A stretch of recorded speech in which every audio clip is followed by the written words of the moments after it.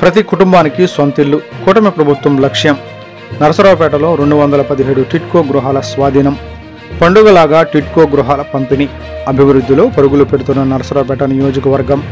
ముఖ్య అతిథిగా పాల్గొన్న నరసరావుపేట ఎమ్మెల్యే డాక్టర్ చదలవాడ అరవింద్ బాబు. నరసరావుపేట మున్సిపల్ పరిధిలోని 217 టిడ్కో గృహాలను లబ్ధిదారులకు స్వాధీనం చేసే కార్యక్రమం గురువారం ఘనంగా జరిగింది.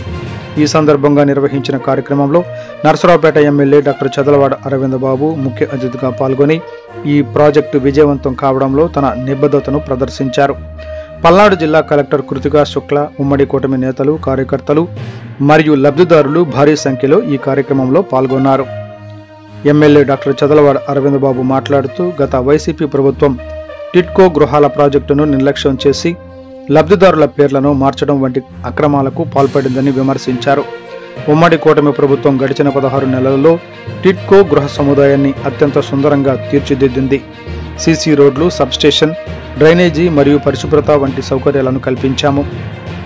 గతంలో అసాంఘిక శక్తులకు నిలయంగా ఉన్న ఈ గృహాలను నివాసయోగ్యంగా మార్చాము అని ఆయన తెలిపారు. నవంబర్ 2025లో మిగిలిన గృహాలను కూడా లబ్ధిదారులకు అందజేస్తామని, కోర్టు కేసుల్లో ఉన్న 270 గృహాల విషయంలో కూడా త్వరలోనే పరిష్కారం చూపి వాటిని స్వాధీనం చేస్తామని హామీ ఇచ్చారు. ఎన్డీఏ ప్రభుత్వం అధికారంలోకి వచ్చిన 16 నెలల్లో రాష్ట్రంలో ప్రశాంత వాతావరణం నెలకొంది.